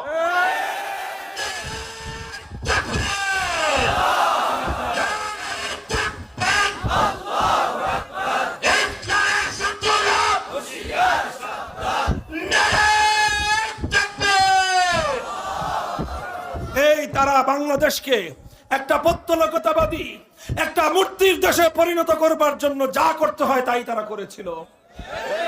বাংলাদেশে অসংখ্য অগণিত রাষ্ট্রীয় সম্পদ ব্যয় করে মূর্তি দিয়ে বাংলাদেশটাকে মূর্তির নগরে পরিণত করেছিল। যেই ঢাকার শহর সারা পৃথিবীতে একটা মাত্র নগর, যেই নগরের পরিচয় হলো মসজিদের নগর। বলেন কোন নগর? মক্কা শরীফ বাইতুল্লাহর শহর, মদিনা শরীফ আল্লাহর নবীর শহর। দুনিয়াতে আর কোন শহর নাই যে শহরকে মসজিদের শহর বলা হয়। এটা আমার বাংলাদেশের গৌরব। বাংলাদেশের রাজধানী ঢাকা হলো মসজিদের শহর। এই মসজিদের শহরকে মূর্তির শহরে পরিণত করার পায় তারা চালালো। বাংলাদেশের সবচেয়ে বড় মেগা প্রজেক্ট, হাজার হাজার কোটি টাকা ব্যয় করে পদ্মা সেতু, আর পদ্মা সেতুর সঙ্গে এই পারে ওই পারে রেল সেতু সহ বিশাল এক্সপ্রেসওয়ে হাইওয়ে তৈরি করা হলো। আর এমন ভাবে বলতেন যে আমি পদ্মা সেতু বানায় দিছি, আমি রেল লাইন লাগাই দিছি। মনে হয়তো যে বাপরে বাপ, ওনার বাপদাদা এই পরিমাণ টাকা ওনার কাছে রেখে গেছেন যে উনি ওনার বাপদাদার মিরাসের সম্পত্তি দিয়ে আমাদেরকে সেতু বানায় দিছে। আর এখন শুনি 30,000 কোটি টাকার এই যে সেতু বানানো হয়েছে, এর মধ্যে 20,000 কোটি নাকি দুর্নীতি হয়েছে। ওই কথা বাদ, ওই কথার আলোচনা করতে চাই না। ওটা আপনারা বললেন রাজনীতিবিদরা। আমরা ইমানের জায়গায় কথা বলতেছি। বাংলাদেশের স্বাধীনতা পরবর্তী এই ইতিহাসের সবচেয়ে বড় মেগা প্রজেক্ট পদ্মা সেতুর কপালের উপর একটা বেদি বানাইলো। বেদি, বেদি বুঝেন না? এই দেবতা যাকে যেখানে রাখে বিশাল এক বেদি বানাইলো। আমরা তো জানি না, কারণ ওই দোলাই পরে কে যায়। ওই বেদি বানাইছে, আবার চারদিক দিয়ে টিন দিয়ে ঘেরাও করে। স্থানীয় আলেম ওলামারা খালি দেখে ফুসকি মারে যে ঘটনা কি, বেদি বানায় কি জন্য এখানে। এখানে পদ্মা সেতু বানাবে, রাস্তা হয়েছে, ব্রিজ হয়েছে, নৌকা বানাইছেন, সব বানান, বেদি বানান কেন? পরে হুজুররা, স্থানীয় হুজুররা খবর নিয়ে নিয়ে জানতে পারলো যে এখানে ওনার বাবার দেবতার মূর্তি বসাবে। এই তখন হুজুররা, স্থানীয় হুজুররা বললেন যে না, এখানে মসজিদ, এখানে মসজিদ। এই মসজিদের শহরের কপালের উপর এত বিশাল মূর্তি, এটা মুসলিম সমাজের সাথে, মুসলমানদের কালচার এবং সভ্যতার সাথে এটা মানানসই হতে পারে না। তারা এই হুজুরের নিয়ে গেল। এই আমাদের মধুপুরের পিসা হুজুর জাতীয় নেতৃবৃন্দের মধ্যে সর্বপ্রথম এই আওয়াজ উঠাইছেন। আল্লাহ পাক হুজুরের হায়াত দারাজ করে দেন। হুজুরের এই আন্দোলনকে আল্লাহ পাক পরিপূর্ণতা দান করুন। পনেরো হুজুর যখনই গেলেন, এই সর্বপ্রথম জাতীয় পত্র পত্রিকা এবং মিডিয়ার চোখ পড়লো যে এখানে তো বেদি বানানো হইতেছে মূর্তি বসানোর জন্য। এই তখন আমরাও কথা বলা শুরু করলাম, নানা জায়গা থেকে আমরা কথা বললাম। এই যখন আমাদের কথা মানুষের সামনে আসলো, জাতির সামনে আসলো, এই তো কান্নাকিনি ফোস মেরা উঠলো আর টার্গেট করলো আমারে, যে ও সবচেয়ে জোরে কয় ওরে দমন করো। আমাকে দমন করার জন্য এমন কোন ষড়যন্ত্র নয় যে এই ষড়যন্ত্র রাস্তা তিনি অবলম্বন করেন না। আমাদের নেতা আল্লামা জুনায়েদ বাবুনগরী রহমতুল্লাহ আলাইহিকে ষড়যন্ত্রমূলক ভাবে, নির্মমভাবে হত্যা করে শহীদ করেছে। আমাদের নেতা আল্লামা নূর হোসেন কাসিমিকে ষড়যন্ত্রমূলক ভাবে হত্যা করে শহীদ করেছে। আল্লামা আহমদ শফি রহমতুল্লাহ আলাইহিকেও ষড়যন্ত্র করে তারাই হত্যা করেছিল। তিনজনকে হত্যা করে মনে করছে আমাদের শক্তি শেষ। এরপরে আমাকে ধরছে, এমন ভাবে ধরছে যেন আমি আর জাতির সামনে কথা বলার কোনো সাহস না পাই, কোনো কথা যেন জাতি আমাদের কাছ থেকে গ্রহণ করতে না পারে। কিন্তু আলহামদুলিল্লাহ ততদিনে যা বলার আমরা বলে সারছি, ততদিনে আমরা যা বলার বলে সেরেছি। আমি বলেছিলাম আল্লাহর নবী যেদিন মক্কা বিজয় করেছেন, মক্কা নগরীতে আল্লাহর ঘর বাইতুল্লাহকে কেন্দ্র করে 360টা মূর্তি ছিল। আল্লাহ নবী এক একটা মূর্তি আনছেন, পেটের মধ্যে লাঠি মেরে লাঠি দিয়ে খোঁচা মেরে জমিনের মধ্যে ভূপাতিত করছেন আর আয়াত তেলাওয়াত করছেন, জাআল হক ওয়া যাহাকাল বাতিল ওয়া মা ইউবদিউল বাতিল ওয়া মা ইউঈদ। এই বাতিল অপসারিত হয়েছে, মক্কার ভূমিতে আর কোনোদিন মূর্তি আসতে পারবে না। সর্বশেষ একটা মূর্তি বাইতুল্লাহর ভিতর থেকে বের করে আনা হলো। মূর্তিটা কার? ইব্রাহিম আলাইহিস সালামের মূর্তি। নাউজুবিল্লাহ পড়েন। আল্লাহর নবী এই মূর্তিটা দেখে সবচেয়ে বেশি ক্ষিপ্ত হলেন, রাগান্বিত হলেন আর বললেন কাতালাহুমুল্লাহ, আল্লাহ পাক এই সমস্ত মুশরিকদেরকে, এই বেঈমানদের উপর আল্লাহর অভিশাপ পড়ুক। কত বড় গাদ্দার, কত বড় বেঈমান, যে ইব্রাহিম আলাইহিস সালাম সারাটা জীবন লড়াই করেছেন মূর্তির বিরুদ্ধে, আর আজকে সেই ইব্রাহিম আলাইহিস সালামের মূর্তি বানিয়েছে তারা। এই কথা বলে তিনি নিজ হাতে নিজের বাবার মূর্তি ভেঙেছেন। আমি একটা বয়ানে বলেছিলাম যে এইভাবে আল্লাহর নবী নিজের বাপের মূর্তি ইব্রাহিম আলাইহিস সালামের মূর্তি দেখে তিনি খুশি হন নাই, বরং সবচেয়ে বেশি রাগান্বিত হয়েছেন। অভিশাপ দিয়েছেন এই মূর্তি যারা নির্মাণ করেছেন, নিজ হাতে নিজের বাপের মূর্তি ভেঙেছেন। সুতরাং নিজের বাপদাদার মূর্তি বানানো এটা আল্লাহর নবীর আদর্শ হতে পারে না, বরং যারা আল্লাহর নবীর আদর্শের অনুসারী তারা বাপদাদার মূর্তি বানায়, আর যারা নিজেদের বাপদাদার মূর্তি বানায় তারা মুহাম্মদ আরবির অনুসারী হতে পারে না, তারা আবু জাহালের প্রেতাত্মা। খুব খেপলেন যে আবু জাহালের প্রেতাত্মা কেন বললাম, কামটা করবে আবু জাহাল মার্কা, বলতে গেলে সমস্যা। এই তো খেপলেন আমাদের বিরুদ্ধে। রাষ্ট্রযন্ত্রের সকল শক্তিকে প্রয়োগ করে 3টা বছর পর্যন্ত মানসিক টর্চারে আমাদের জীবনকে একেবারে অতিষ্ঠ করার জন্য আর কোনো ব্যবস্থা সে বাকি রাখে নাই। কিন্তু আলহামদুলিল্লাহ আল্লাহ পাক আমাদের দিকে রহমের দৃষ্টি দিয়েছেন, আল্লাহ সাহায্য করেছেন। আমরা দুর্বল, এজন্য আল্লাহর সাহায্যটা অনেক বেশি এসেছে। আব্রাহাকে যেভাবে আল্লাহ পাক ছোট্ট ছোট্ট পাখি আবাবিলের মাধ্যমে আল্লাহ ধ্বংস করেছিলেন, ঠিক তদ্রুপ আল্লাহ পাক রব্বুল আলামিন বাংলার আব্রাহাকে, বাংলার গৌর গোবিন্দকে, বাংলার হস্তি বাহিনীকে ধ্বংস করার জন্য বিএনপির মতো বড় দলকে আল্লাহ লাগান নাই, জামাতে ইসলামের মতো বড় দলের নেতৃত্ব আল্লাহ নেন নাই, কোন বড় নেতা নেত্রীকে আল্লাহ পাক কাজে লাগান নাই। কয়েকটা স্টুডেন্ট, ছোট ছোট ছাত্র, রানিং স্টুডেন্টদের নেতৃত্বে আল্লাহ পাক রব্বুল আলামিন এই গৌর গোবিন্দের পতন ঘটায় দিলেন। 5ই আগস্টের দুপুর বেলায় তিনি পালায়ে গেলেন। এরপরে একটা ঘন্টা আমরা কোনো আলেম কাউকে কিছু বলি নাই, আমিও কিছু বলি নাই, হুজুরও কিছু বলেন নাই, কেউ কাউকে কিছু বলতে হয় নাই। 1 ঘন্টার মধ্যে টেকনাফ থেকে তেতুলিয়া পর্যন্ত শুধু শেখ মুজিবুর রহমান সাহেবের না, যত সাহেবের মূর্তি ছিল 1 ঘন্টার ব্যবধানে একটা মূর্তিও বাংলার মাটিতে মাথা উঁচা করেছিল না। সব সেই মক্কা বিজয়ের দিন আল্লাহর নবী যেভাবে মূর্তিকে ভূপাতিত করেছিলেন, বাংলার তাওহীদি জনতা, আল্লাহর পয়গম্বরের সাচ্চা উম্মতেরা নবীর আদর্শে উজ্জীবিত হয়ে একইভাবে বাংলার মাটিকে মূর্তি থেকে মুক্ত করেছে। যদি বলেন 5ই আগস্টের বিপ্লবের সিমটম কি, 5ই আগস্টের বিপ্লবের আইকনিক লক্ষণ কি, এর প্রতীক কি, আমি বলবো এর প্রতীক হলো মূর্তি অপসারণ করা। আমরা ওই সময় ছিলাম সেনানিবাসে, সেনা প্রধানের সঙ্গে বৈঠক করতেছি, তখনও তিনি ঘোষণা দেন নাই। এরপরে ঘোষণা দিলেন, জাতির উদ্দেশ্যে ভাষণ দিয়ে আমাদেরকে নিয়ে রওনা হলেন বঙ্গভবনে। এই জাহাঙ্গীর গেট থেকে বিজয় সরণির মোড় 1 কিলোমিটার হবে, হতে পারে 1 কিলোমিটার, মাঝখানে প্রধানমন্ত্রীর কার্যালয়। ওখান থেকে জাহাঙ্গীর গেট থেকে পার হয়ে বিজয় সরণি পর্যন্ত আসতে আসতে দেখি 5 তলার সমানে বিশাল দেবতার কান্দের উপর বাঙালি বসা, কারো হাতে হাতুড়ি, কারো হাতে কুড়াল, কারো হাতে লাঠি, কারো হাতে দড়ি, কারো হাতে যে যেমনে পারছে গলার মধ্যে একজন দড়ি পেঁচাইছে, আরেকজন শাবল নিয়ে পিটাইতেছে, আরেকজন হাতুড়ি নিয়ে বেরিয়েছে, আরেকজন শাবল নিয়ে গুতাইতেছে। এত বিশাল মূর্তি, এটা তো এমনি ভাঙা সম্ভব না। কিছুক্ষণ পর ওখানে থাকতে থাকতেই দেখি ইয়া মোটা জাহাজ বান্ধার রশি আছে, যে এই রশি যেন কোথেকে নিয়ে এসে এরা বিজয় সরণিতে এই রশি এনে এটা পেঁচাইছে গলার মধ্যে, কিন্তু এটা কাজ হয় না। এত মোটা মোটা রড, এই 10 তলা বিল্ডিং বানানোর রড দিয়ে এটা বানাইছে। পরে কোত্থেকে এটা পিটায় ঠ্যাং ভাঙছে, এটা ঠ্যাং ভাঙ্গা তারপরে হ্যাকসো বেলেটাই না, তারপরে রড কাটছে।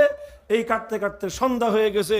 তারপরে সন্ধ্যার সময় এই বিশাল রশি দিয়া হ্যাসকা টান দিয়ে এই দেবতাকে মাটিতে শোয়াইছে।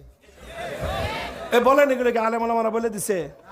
কেউ বলতে হয় নাই, কারণ এদেশের মানুষের হৃদয়ের মধ্যেই তখন 2021 সালে যখন এই ভাস্কর্য নিয়ে আলেম ওলামাদের সঙ্গে তারা লড়াই বেঁধেছিল, যখন তারা আলেমদেরকে অপমান করার চেষ্টা করেছিল, মূর্তির বিরুদ্ধে কথা বলার অপরাধে আমাদেরকে শাস্তি দেওয়ার চেষ্টা করেছিল, আমরা শাস্তিপ্রাপ্ত হয়েছি, আমরা জুলুমের শিকার হয়েছি, আমাদের কণ্ঠ কারাগারের অন্ধকার প্রকোষ্ঠে বন্ধ হয়ে গিয়েছে, কিন্তু তাওহীদি জনতার হৃদয়ের আগুন নিভে যায় না। সেই আগুনে 5ই আগস্ট সারা দেশের সমস্ত মূর্তি জ্বলে ভস্ম হয়ে গিয়েছে। আল্লাহ পাক বুঝার তৌফিক দান করেন। আখেরি কথা, এত লম্বা আওয়াজ কেন করলাম? এখন বাংলাদেশের আওয়াজ হলো চারিদিকে সংস্কারের আওয়াজ। কথা বলেন। ডক্টর ইউনূস সাহেব বলতেছেন ওনারা সংস্কার না করে নির্বাচন দিবেন না। ভালো কথা, নির্বাচন ব্যবস্থা সংস্কার করবেন, আগ্রম করবেন, বাগ্রম করবেন, সব করেন। একটা কথা শুধু আমাদের কথাটা কানে ভালো করে পানি দিয়ে তারপরে কটন বাড দিয়ে গুতায় ঢুকায় রাখেন কানের মধ্যে। সেই কথাটা হলো এই, এদেশের মানুষ আল্লাহর আইন বিরোধী আইনকে প্রতিহত করার জন্য, এদেশের মানুষ আল্লাহর কোরআনের সংবিধান দ্বারা শাসিত হওয়ার জন্য দীর্ঘ শত শত বছর পর্যন্ত লড়াই করেছে, সংগ্রাম করেছে। এদেশের মানুষের সঙ্গে একবার 1947 সালে গাদ্দারি করেছিল পশ্চিম পাকিস্তানিরা, আর একবার 1970 সালের পরে 72 সালে গাদ্দারি করেছিল আওয়ামী শেখ মুজিবুর রহমান সাহেবরা। এরপরে যারা যারা আসছেন, বিএনপি বলেন, এরশাদ বলেন, জাতীয় পার্টি বলেন, কিছু কিছু করলেও সেই গাদ্দারি রাস্তা থেকে বের হয়ে আসেন নাই। এবার আমাদের স্পষ্ট কথা, 5ই আগস্টের বিপ্লবের পর আমরা বেশি কিছু চাই না, একটা কথা চাই, আমাদের সংবিধানে একটা ধারা সংযুক্ত হতে হবে। সেই ধারাটা হলো এই, যে এই সংবিধানের আওতায় কোন নীতিমালা, কোন আইন যে কোনো বিধান আল্লাহর কোরআন এবং নবীর সুন্নাহর পরিপন্থী হবে, সমস্ত নীতি আইন বাতিল বলে গণ্য হবে। এই একটা ধারা সংযুক্ত করে দেন, ইনশাআল্লাহ এদেশের মানুষ আপনাদেরকে স্যালুট দিবে। আর যদি মুসলমানদের প্রাণের এই সংস্কার করতে ব্যর্থ হন, মনে রাখবেন 5ই আগস্টের বিপ্লব এটা যদিও পূর্ণাঙ্গ ইসলামী বিপ্লব ছিল না, তবে এটা ইসলামী বিপ্লবের পূর্বাভাস।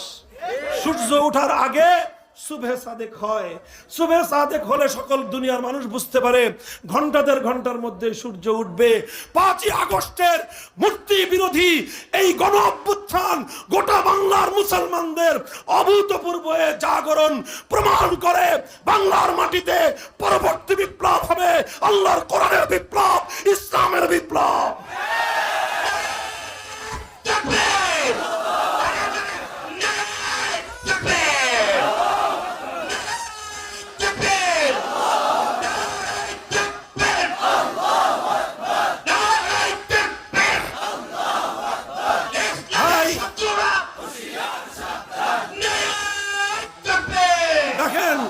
ফ্যাসিবাদকে সরাতে গিয়ে আবু সাইদরা কিভাবে বুক পেতে দিয়েছে জালিমের বুলেটের সামনে।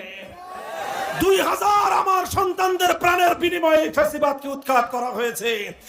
এক ফ্যাসিবাদকে উৎখাত করেই শুধু আমাদের দায়িত্ব ক্ষান্ত হবে না, আমরা সেই দিন হব শান্ত যেদিন আল্লাহর কোরআনকে আমরা সংবিধান পাবো। কাজে কোরআনী সংবিধানের জন্য, ইসলামী বিপ্লবের জন্য, আল্লাহর আইন আল্লাহর জমিনে কায়েম করার জন্য 2000 নয়, 2 লক্ষ নয়, 2 কোটি মানুষের শাহাদাতের রক্তের প্রয়োজন হতে পারে। সেই রক্ত আর শাহাদাতের জন্য কারা কারা প্রস্তুত থাকবা? শপথ করো আল্লাহর সঙ্গে।